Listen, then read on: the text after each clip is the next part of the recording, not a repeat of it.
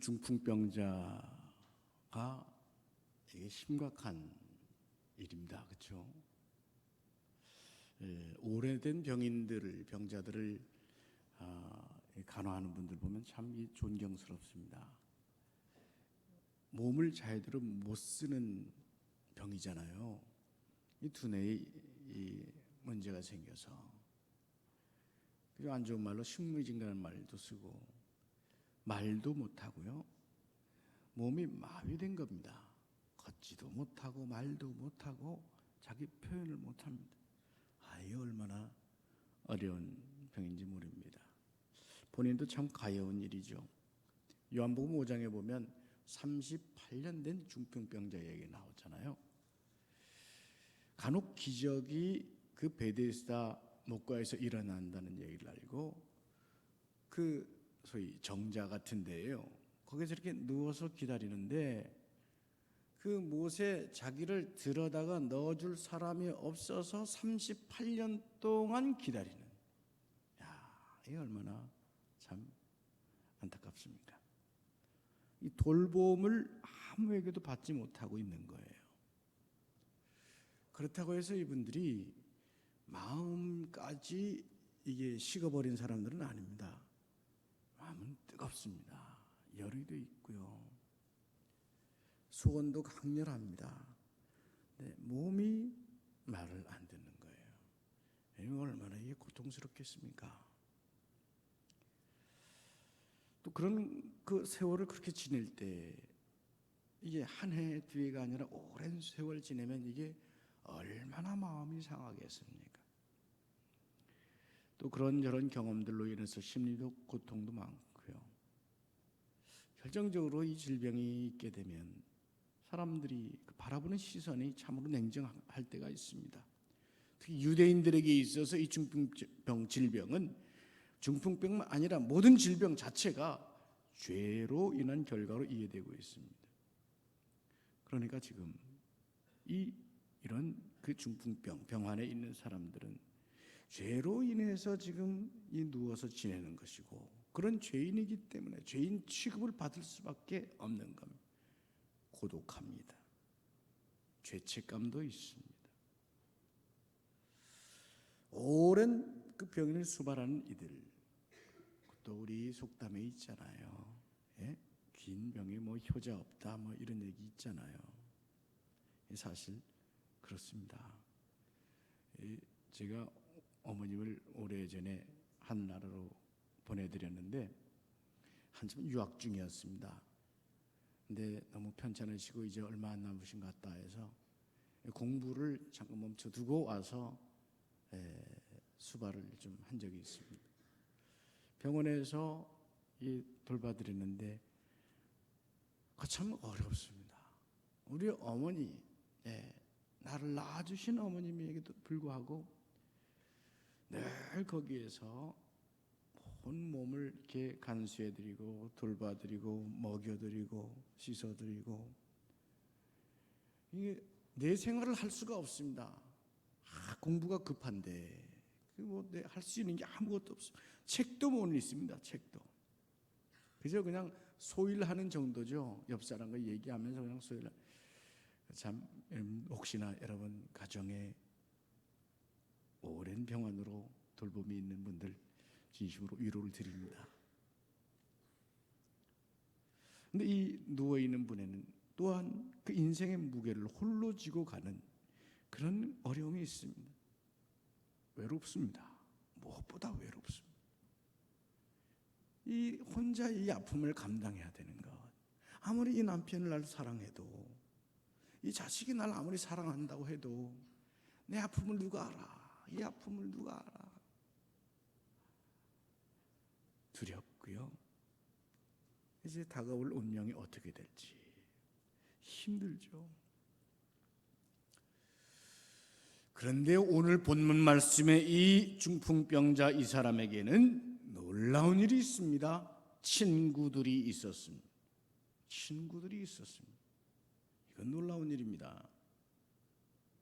예수님께서 말씀을 전하시고 있었습니다. 어디에서? 가버나움이라는 곳. 가버나움이라고 하면 보통 정해진 처소가 있습니다. 예수님 말씀 전하시는 장소, 그곳은 베드로의 장모집입니다. 그러니까 베드로가 처가살이를 하면서 거기에서 좀 신세를 지고 있었던 거예요. 주님만 오시게 되면, 그쪽으로 가게 되면 거기에 모시고 있었던 것입니다. 바로 그곳에서 예수님 말씀을 전하십니다. 오늘 본문에 보니까 많은 사람들이 그 앞에 모여 있는데 도를 가르치셨다고 했습니다. 하늘나라의 도를 가르치셨겠지요.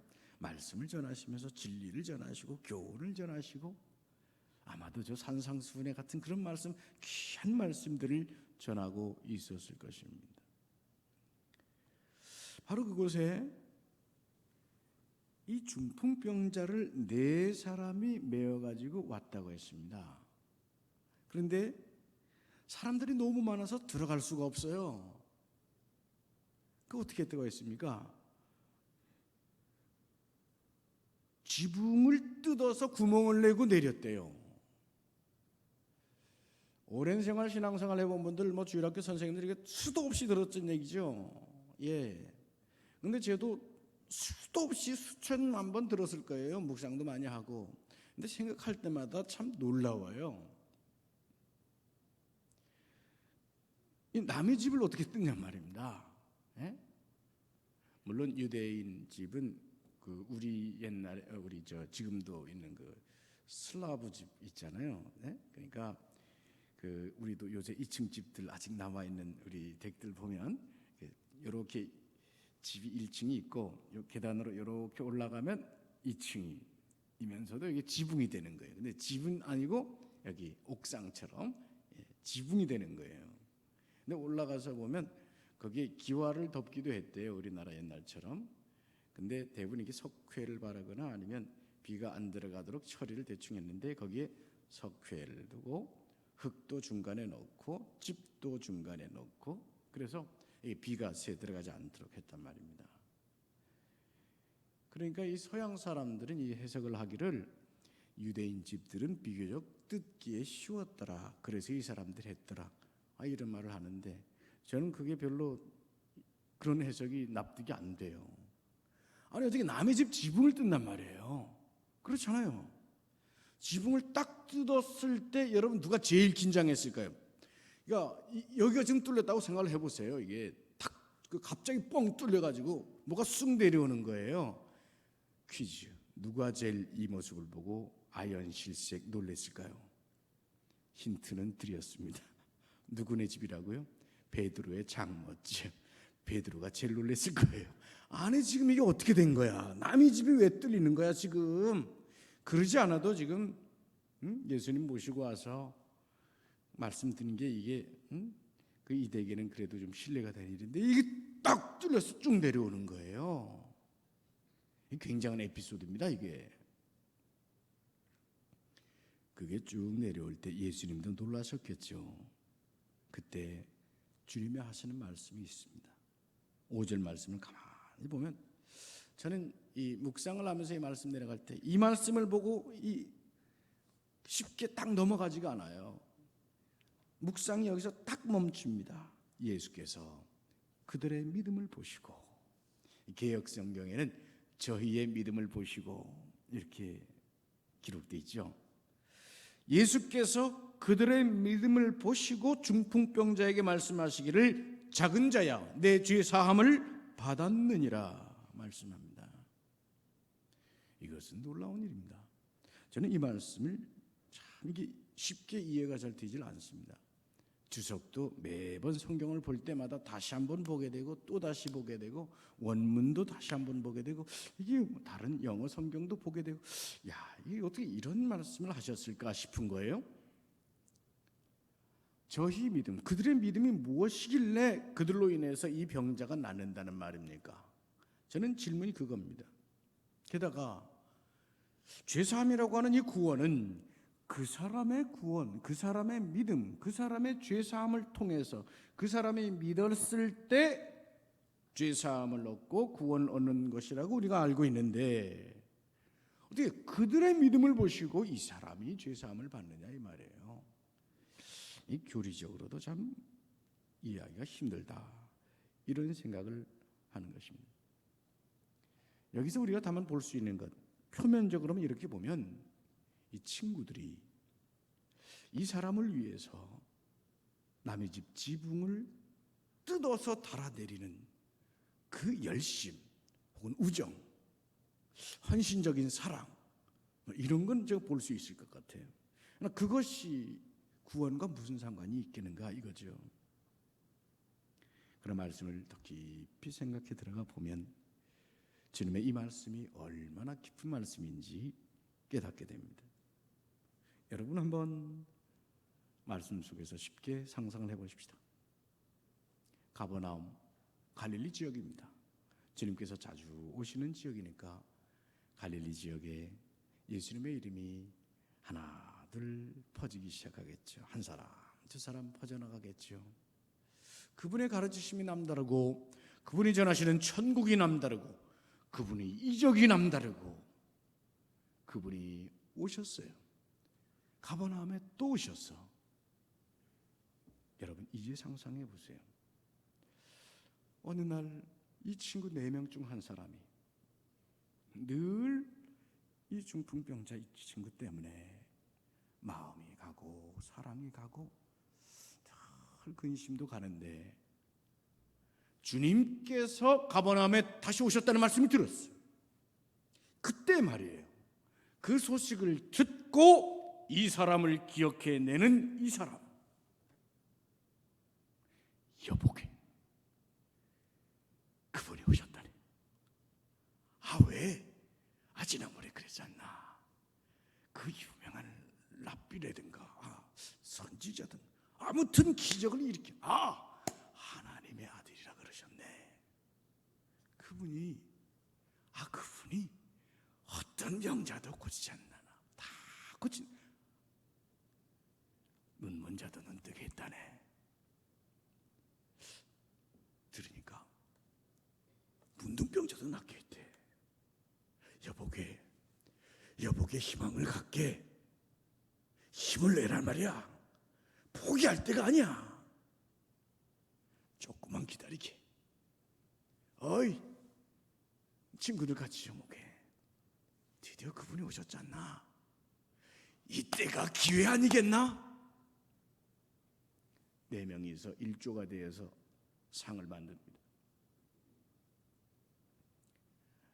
이 누워있는 친구를 위해서 4명이 가사를 멈춰놓고 일손도 멈춰놓고 여보게 희망을 버리면 안 되네. 우리 한번 가보는 거야. 낑낑거리면 가죠. 이 육신이 병든 분들 중에 몸이 운신이 약한 분들은요 굉장히 무겁습니다.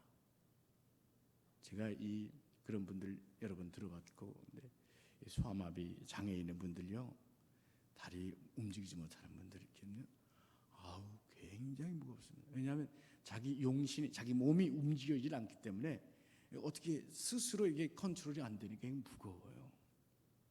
4명이 그 몸을 끌고 가는 것 아니겠습니까?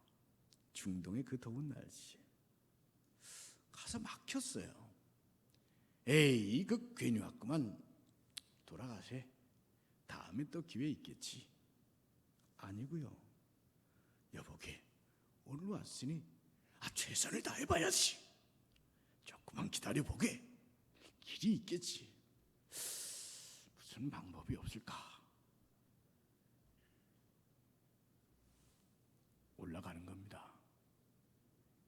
이것처럼 신뢰되는 일은 없겠지만, 저 집이 잘 사는 집도 아닐 테지만은 우리가 이걸 하면은 이 큰 신뢰가 되는 일이 분명하지만, 친구, 자네를 위해서 하면 내 이 일도 하면서 걱정 말고 한번 가보세요. 어이 힘내라고.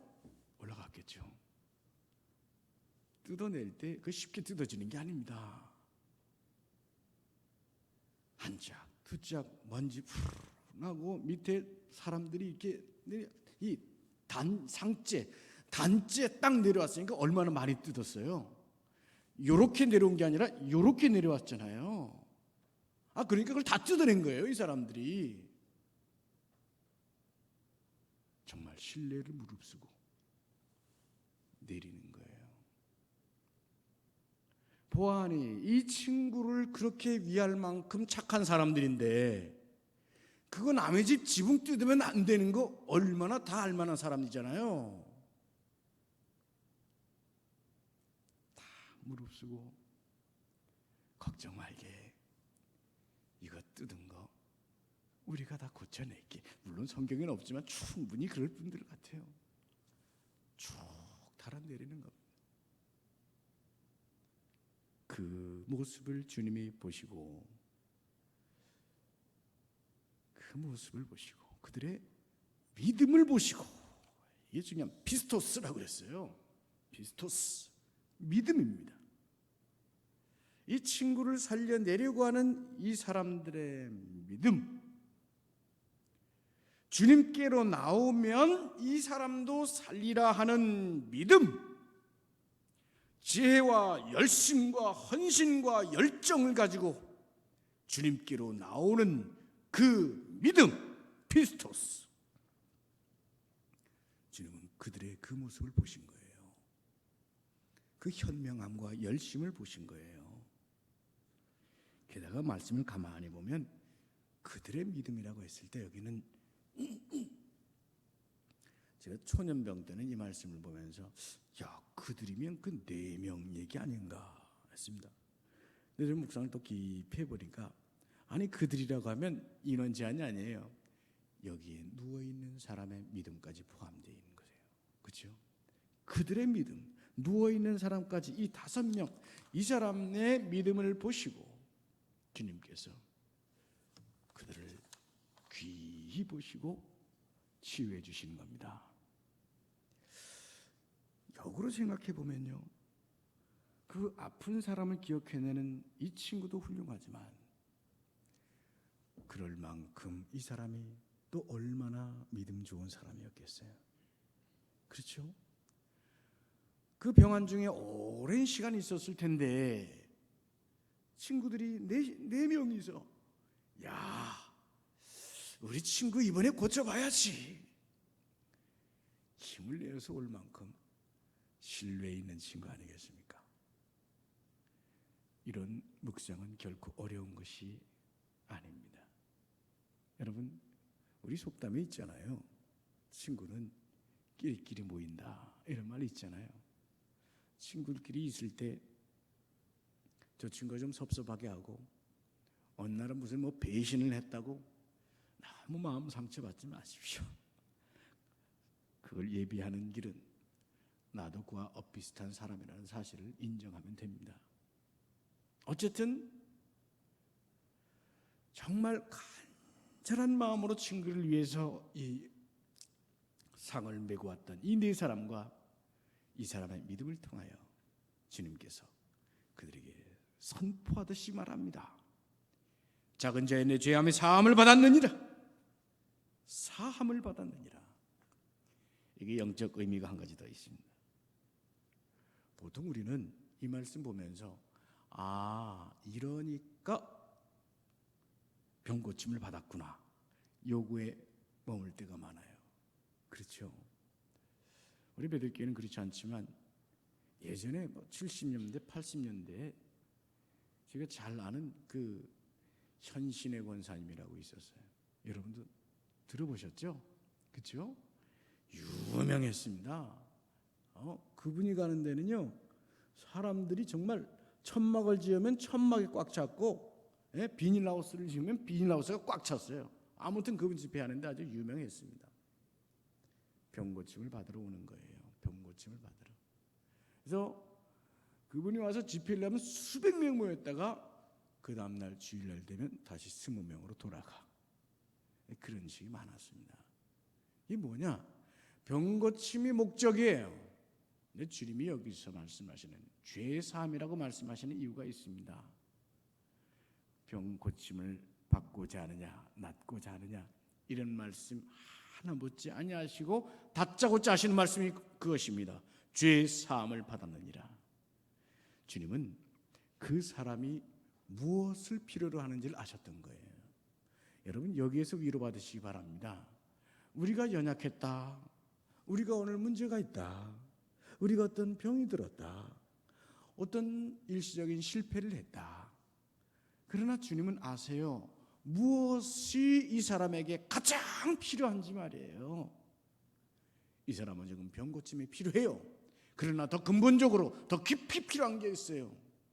하나님과 사람 사이의 죄로 인해 갈라진 이 장벽, 이것을 무너뜨려야 돼. 믿음이 그것을 이룬다는 사실을 주님께서 입증해 주시는 거죠. 죄를 용서해 주시는 것입니다.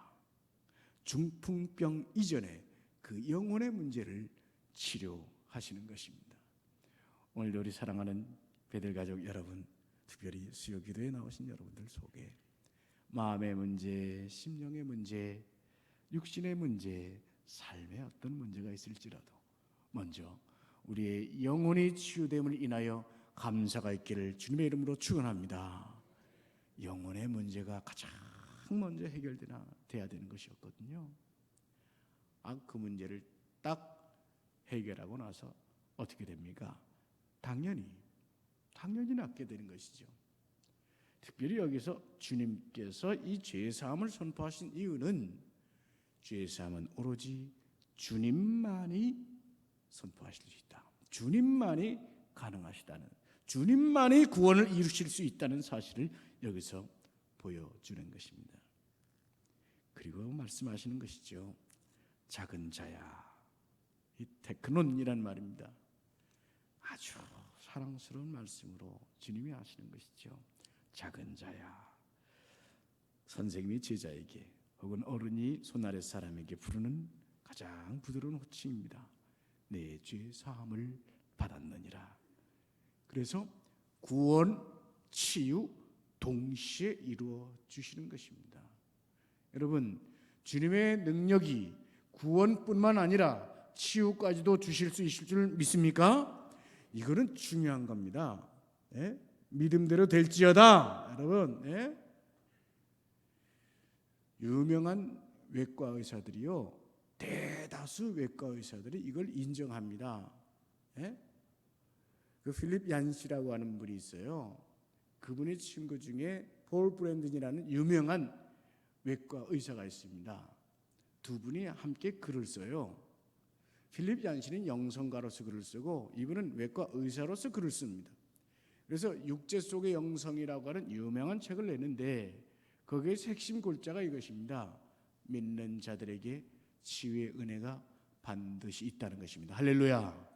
기도하는 자들, 놀랍게도 그걸 통계적으로, 과학적으로, 합리적으로 연구해서 얘기합니다. 기도하는 자들은 하나님께서 신경외과, 어떤 외과, 약물 외의 능력으로 고쳐주시는 모든 증거들이 있다는 것입니다. 할렐루야. 그래서 여러분, 기도하시고 또 서로 기도해 주시고 급할 때는 서로 기도 부탁도 하시고, 그래서 여러분 인생을 살아갈 때 건강하게 살아갈 거 아니겠어요? 오늘 새벽 기도회 하신 분들 중에 아마 아실 거예요. 제가 여러분을 위해서 기도하는 게 뭔지 아세요? 여러분 주님 부르시는 그날까지, 그날 아침까지 새벽 기도하고 점심 저녁 잘 먹고, 그렇죠, 저녁은 금식하셔도 됩니다. 점심까지 잘 먹고 저녁쯤에 기도 한번 하고 뜨겁게 하고, 하나님 이제 가겠습니다 하고 갈 수 있는 우리 교우들에게 그래 주십시오 했습니다. 할렐루야. 여러분들 그렇게 우리 기도하면서 합시다. 건강하게 살아셔야 될 거 아니에요. 예수 믿으면서 째째하게 살 건 아닙니다. 물론 여러분 그러다가 어떤 질병이 있을 때 저도 열심히 기도하겠지만 거기에도 하나님의 뜻이 있어요. 그러나 요는 기도의 능력을, 예수 그리스도의 능력을, 살아계신 능력을 붙잡고 살자 이 말이에요. 할렐루야. 주님께서 그걸 이루시는 거예요. 여기서 제가 말씀을 한 단계만 더 나가겠습니다. 그곳에 서기관들이 있습니다. 구경꾼들도 있습니다. 제자들도 있죠. 베드로의 장모도 있죠. 남녀노소 많은 구경꾼들이 있습니다. 모두 놀라면서 주님의 죄사함과 치유의 권위에 대해서 지금 대단히 경외적으로 눈으로 바라보고 있습니다. 특히 여기에 서기관들은 예수님의 권위와 능력을 의심하고 심지어는 도전하고 있습니다. 무슨 권위로 죄 사함을 하는 것이냐? 죄 사함의 선포가 무슨 권위로 이루어지는 것이냐? 이런 질문을 하면서 말입니다. 그러나 주님께서는 분명한 권위와 능력으로 이 사람을 치유하고 구원을 주시며 상을 들고, 네가 누웠던 상을 들고 집으로 돌아가라 말씀하고 있습니다. 주님의 분명한 능력입니다. 그리고 바로 이 주님이 작은 자야 부르시는 음성 속에는 이 사람에 대한 사랑이 있어요. 그 친구들에 대한 사랑이 있어요. 주님께서 그 사랑 넘치시는 분이, 생각해 보세요. 그 4명이 낑낑거리고 들고 왔을 그 한 친구, 이 4명 5명의 한 조가 되어서 주님께 나타났을 때 주님의 그 마음이 얼마나 이쁘게 보이셨을까? 그렇죠? 그 사람들 얼마나 이뻤을까? 그렇죠? 그러면서 또한 진정한 친구로서 그들을 대해 주시고 치유해 주시고 능력을 베풀어 주시는 것입니다. 여러분, 함석헌 선생이라고 아시죠? 과거엔 이분을 굉장히 무슨 좌측에 있는 사람으로 여기곤 했습니다만은 열심히 제가 연구하면서 탐독을 하고 신학적으로 분석을 해봤더니 이분이 휴머니스트입니다. 그러니까 사람을 사랑하는 사람이고요, 신앙도 있고요. 근데 이분이 쓴 글 중에 제가 가슴 찡한 게 있어서 여러분들도 한번 읽어보셨을 텐데 들려드리려고 한번 써와봤습니다. 보이세요? 스크린 나와요? 네, 제가 한번 읽어볼게요. 말리길 나서는 날. 이 제목이 그 사람을 가졌는가가 제목입니다. 그러니까 혹시 독립운동을 했든지 아니면 해외로 망명을 하든지 아니면 전쟁통에 이제 징병이 되어서 끌려가야 되든지 이 내 처자들 다 놓고 가야 되는데 어떻게 가야 되나. 이때 말리길 나서는 날 처자를 내맡기며 맘 놓고 갈 만한 사람, 그 사람을 그대는 가졌는가. 2번째 예언입니다. 온 세상 다 너를 버려 마음이 외로울 때에도 저 마음이야 하고 믿어지는 그 사람을 그대는 가졌는가. 이 무슨 말이에요? 다 나를 버렸어. 아무도 없어. 저 옥에 독방에 갇혔어. 그럴지라도 그 외로운 순간에도 그 한 사람이야, 그 마음이야, 내 마음 알겠지 하는 그 사람 가졌느냐 이 말이. 3번째엔 탔던 배 꺼지는 시간 구명대 서로 사양하며 너만은 제발 살아다오 할 그 사람을 그대는 가졌는가. 배가 지금 기울어져 가고 있어요. 물에 빠져들어가고 있어. 친구 하나 2명 지금 남아있어요. 구명대는 하나뿐이에요. 자네가 살아야 되네. 무슨 말이야, 자네가 이 구명동을 잃고 살아야지. 이건 자네 거야. 제발 자네가 살아주게. 그런 사람이 있는가 이 말이에요. 마지막 4번째는 탔던 배 꺼지는 시간 구명대 서로 사양. 이 어떻게 된 겁니까? 같은 전연이 나왔네. 죄송합니다. 여기 지금 제가 다시 하겠습니다. 이 세 연으로 마치고, 네, 죄송합니다. 이거 지금 뭔가 잘못 들어갔네요. 이런 이 시를 읽으면서 가슴이 좀 뜨거워지는 이유가 있습니다. 내가 그 사람을 가졌는가? 인생길에 이런 벗이 있으면 좋겠다. 그런 것이죠. 혹은 이 시를 읽다 보면 조금 좌절스러워요. 글쎄, 내게는 그런 친구가 있는가? 근데 여러분, 그럴 필요가 없습니다. 원래 그런 친구를 갖기 어려운 것이겠죠. 그러니까 함석헌 선생도 외로움에 사무치며 이런 글을 썼겠죠. 누구나 갈망하는 것이겠죠. 그러니까 찌릿찌릿합니다. 역동성도 느껴지고. 그러나 여러분 이제 다시 한번 생각해 보십시다. 하나님의 복음을 입고 세상을 살아가는 우리가 나 중심적이고 내 성공만을 위해서 사는 것이 과연 바른 믿음인가? 라고 생각하면서 말입니다. 요한복음 11장 11절 말씀에 보면 주님께서 나사로를 살리러 가시면서 하신 말씀이 있습니다. 우리 친구 나사로가 잠들었도다. 그러나 내가 깨우러 가노라.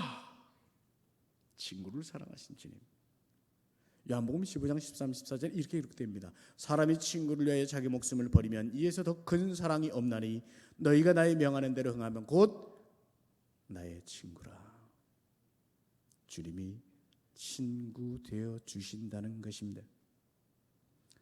요한복음 15장 15절 이제부터는 너희를 종이라 하지 아니하리니 종은 주인이 하는 것을 알지 못함이라. 너희를 친구로 하였노니 내가 내 아버지께 들은 것을 다 너희에게 알게 하였음이니라. 우리 주님은 제자들을 친구라고 하셨습니다. 세상이 말하고 욕망에 물든 세태가 자기만 바라고 있을 때 주님만은 제자들도 친구라고 하셨습니다. 오늘도 우리를 친구라고 하십니다. 주님의 친구라고 우리가 불림을 받는 것입니다.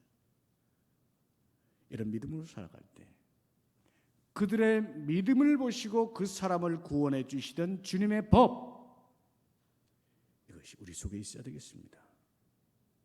믿음의 동료를 깊이 사랑하고 그 믿음의 동료를 살리기 위해서 함께 손을 잡고 가던 더불어 믿는 믿음의 사랑, 거기에 희망이 있습니다. 거기에 행복이 있습니다. 거기에 교회의 희망이 있고 바로 그런 사람들 사는 세상에 희망이 있고 그런 사람들이 많은 나라에 희망이 있는 것입니다. 오늘 우리가 있음으로 인해서, 교회가 있음으로 인해서, 여러분이 있음으로 인해서, 예수님의 친구 된 여러분이 있음으로 인해서 이 땅에 희망이 있고 우리 베들교회가 희망이 있고 세상이 희망이 있게 되는 줄로 믿습니다. 영혼 구원을 위해서 그를 친구로 삼으시고 영혼 구원을 위해서 우리 같은 사람을 친구로 삼으시고 오늘도 천국길까지 이끌어 동행하시는 주님, 이제 우리가 배울 것은 무엇입니까? 그 주님의 마음입니다. 영혼을 바라보는 마음입니다. 영혼을 사랑하여 구원의 길로 인도하고자 하는 참된 친구의 사랑입니다. 그 마음으로 아까 읽었던 시를 제가 좀 표절을 하고자 합니다. 그 제목은, 아까 제목은 그 사람을 가졌는가, 표절 제목은 내가 그 한 사람 될 것이네. 말르길 나서는 날 처자를 내맡기며 맘 놓고 갈 만한 사람, 내가 그 한 사람 될 것이네. 온 세상 다 너를 버려 마음이 외로울 때도 저 마음이야 하고 믿어지는 내가 그 한 사람 될 것이네. 마지막 연이죠. 넘겨주세요.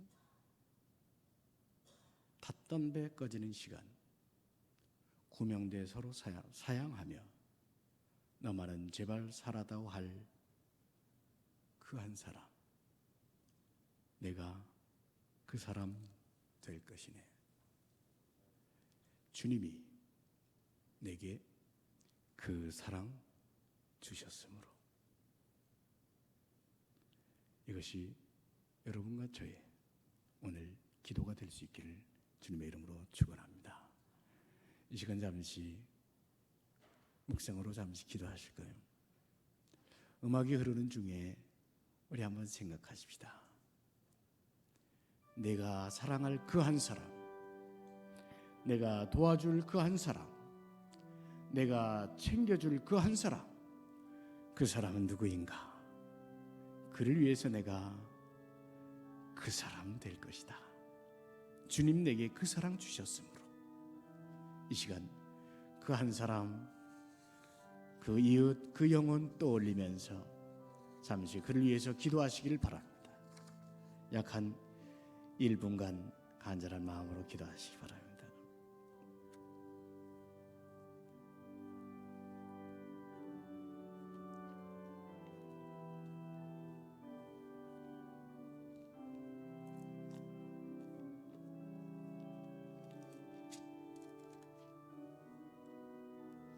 주님,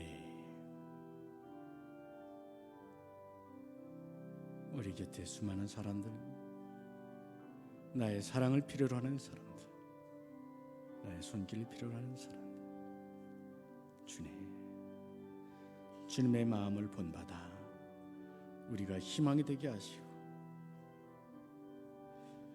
우리에게 맡겨줄 수 있는 사람, 우리가 맡아줄 수 있는 사람, 우리가 그 병인의 상 네모퉁이 하나씩 맡아줄 수 있는 사람, 주님, 그 사람으로 살게 해주십시오.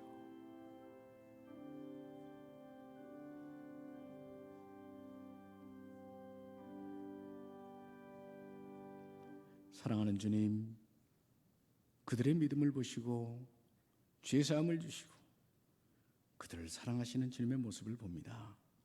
주여, 오늘 우리가 이 말씀 속에서 배우며 그 친구를 위하여 상 한 모퉁이를 들었던 그 역할, 그 사명 감당케 하여 주시옵소서. 그래 우리 교회가 더욱 힘있고 우리 공동체가 주님의 사랑과 영혼 구원의 열정으로 날마다 뜨겁게 하여 주시옵소서. 예수님의 이름으로 기도하옵나이다. 아멘.